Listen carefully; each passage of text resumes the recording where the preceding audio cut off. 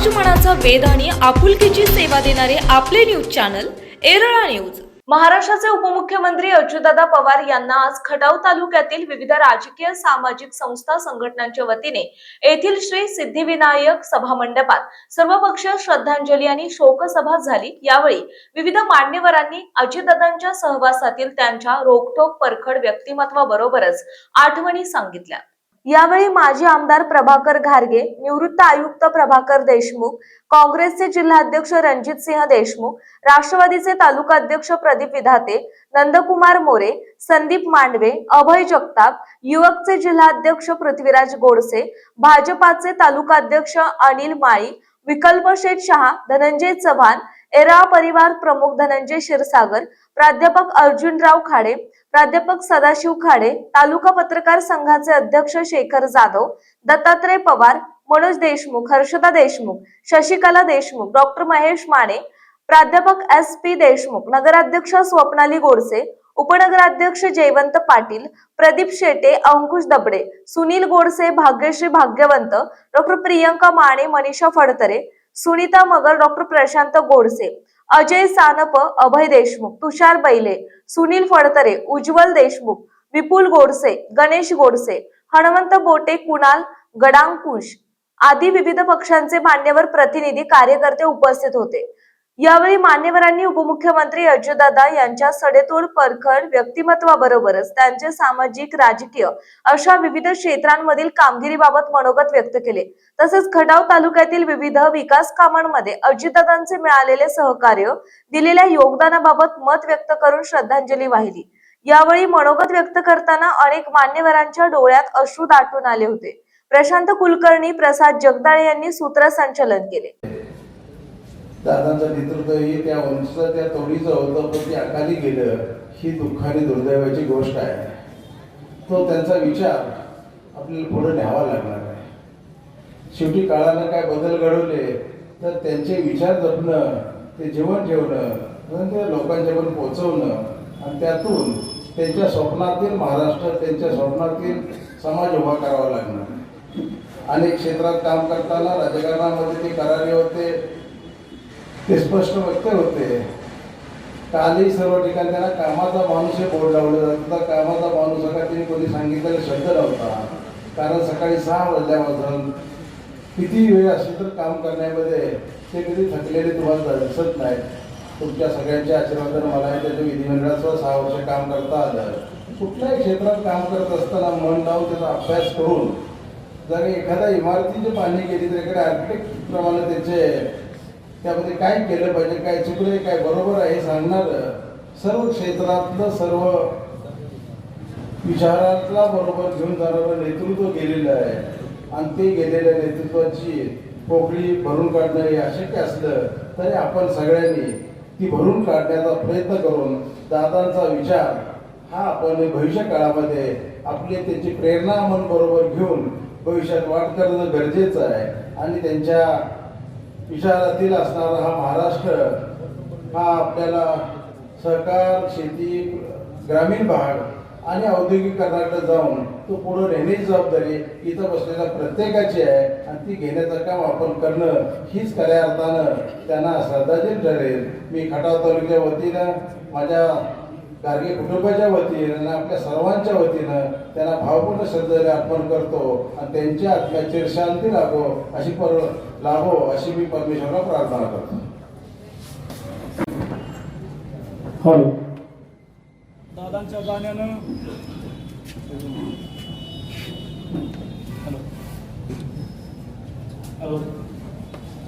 आपल्या सगळ्यांना या दुःखातून सावरण्याची शक्ती ईश्वराने द्यावी।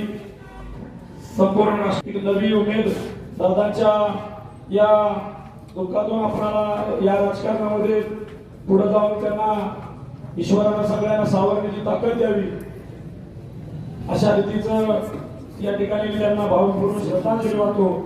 भारतीय जनता पार्टीच्या वतीनं मान खटाव विधानसभाचे आमदार जयकुमार गोरे भाऊ यांच्या वतीनं, त्याचबरोबर माझ्या एरळवाडी ग्रामस्थांच्या वतीनं, या कातर खटाव जिल्हा परिषद गटाच्या वतीनं मी त्यांना भावपूर्ण आदरांजली वाहतो।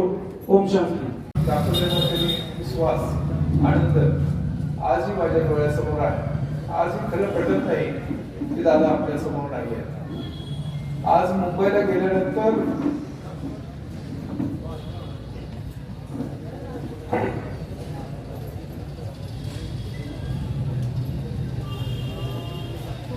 कोणासमोर आपल्या हक्काचं प्रश्न मांडायचे असा प्रश्न पडतोय.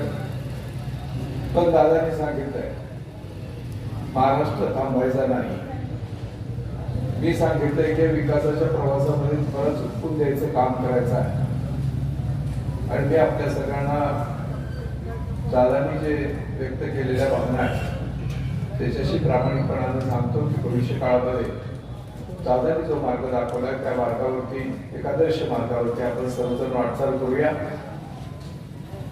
दादा आमच्या कुटुंबासाठी आधारवड होते, महाराष्ट्रासाठी, महिलांसाठी आधारवड होते.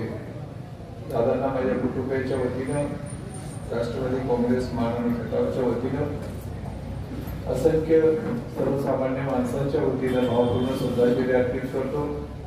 दादांच्या बरोबर सहप्रवासी असलेले वैमानिक असतील, त्यांच्याबरोबर असलेले पोलीस अधिकारी, इतर कर्मचारी यांनाही भावपूर्ण श्रद्धांजली अर्पित करतो. खरं तर कालचा 28चा काळा दिवस कधी यायला नको होता, पण दुर्दैवानं आपल्या नशीब आलेला आहे.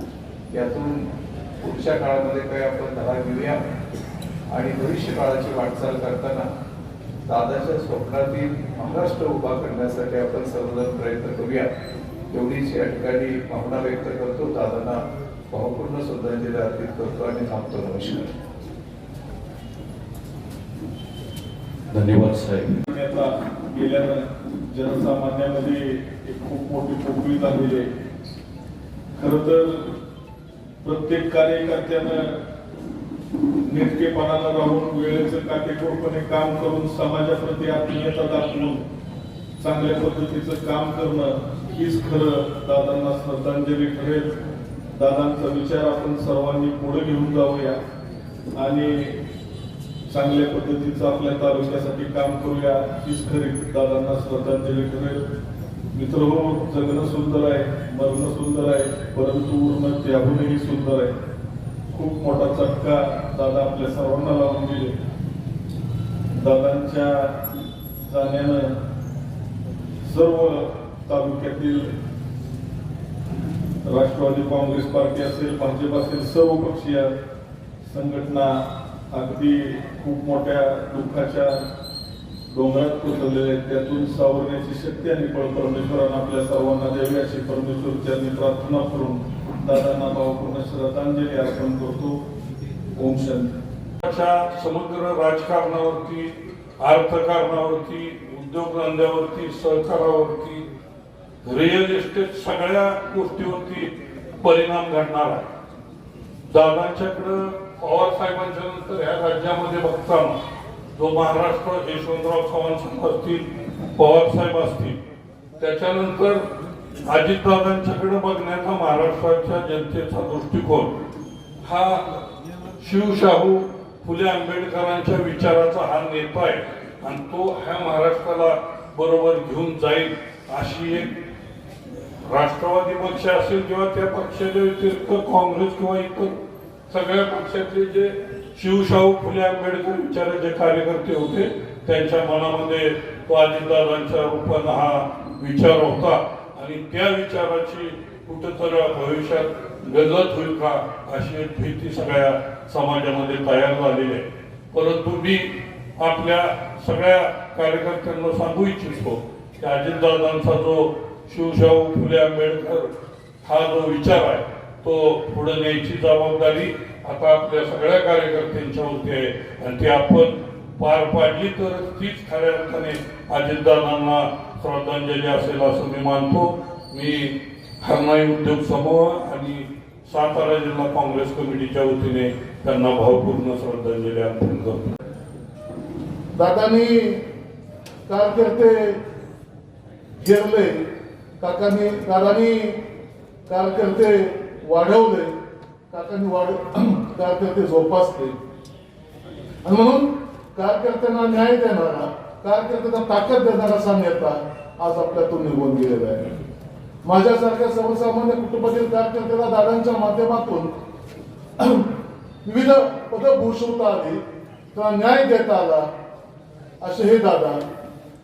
खरं तर दादांच्या जाण्यानं राष्ट्रवादी पक्षाचं नुकसान नसून हे महाराष्ट्राचं नुकसान आहे.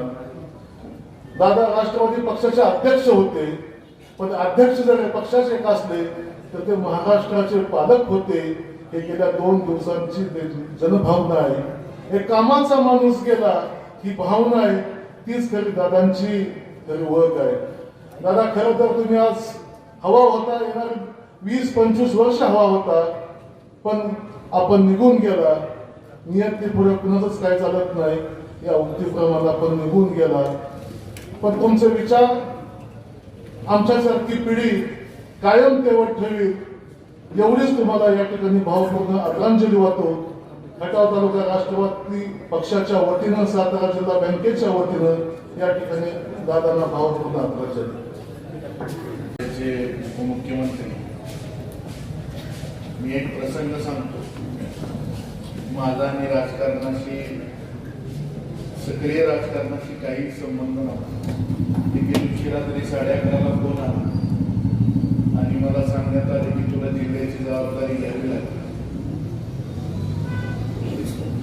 नाही होय म्हणण्याच्या अगोदरच पुढून शब्द आला, घ्यायची नसेल तर परत माझ्याकडे यायची. अशा पद्धतीनं हक्क गाजवणारे दादा आणि तेवढ्याच हक्कानं काम घेऊन गेल्यानंतर करणारे दादा आज आपल्यात नाही येते, त्याच्यावर विश्वासच बसतो. मी सातारा जिल्हा राष्ट्रवादी युवक काँग्रेस पार्टीच्या वतीनं, वडूज नगरीच्या वतीनं, छत्रपती शिवाजी शिक्षण मंडळाच्या वतीनं दादांना भावपूर्ण श्रद्धांजली व्यक्त करतो. साहेब, एक आठवण अशी आहे, मागच्याच आठवड्यात मला दादांनी 5 कोटी रुपये इमारतीसाठी दिले होते. हे सगळंच राहून अपुरं राहिलं. अशी कित्येक युवकांची स्वप्न दादांचं सगळं अपूर्ण राहून गेलं. दादा परत या, दादा परत या. प्रतिनिधी शरद कदम, AS मुल्ला. आपल्या भागातील महत्त्वाच्या बातम्या पाहण्यासाठी आजच आमच्या एरळा न्यूज चॅनलला YouTubeवर सबस्क्राईब करा आणि बेल आयकॉन प्रेस करा.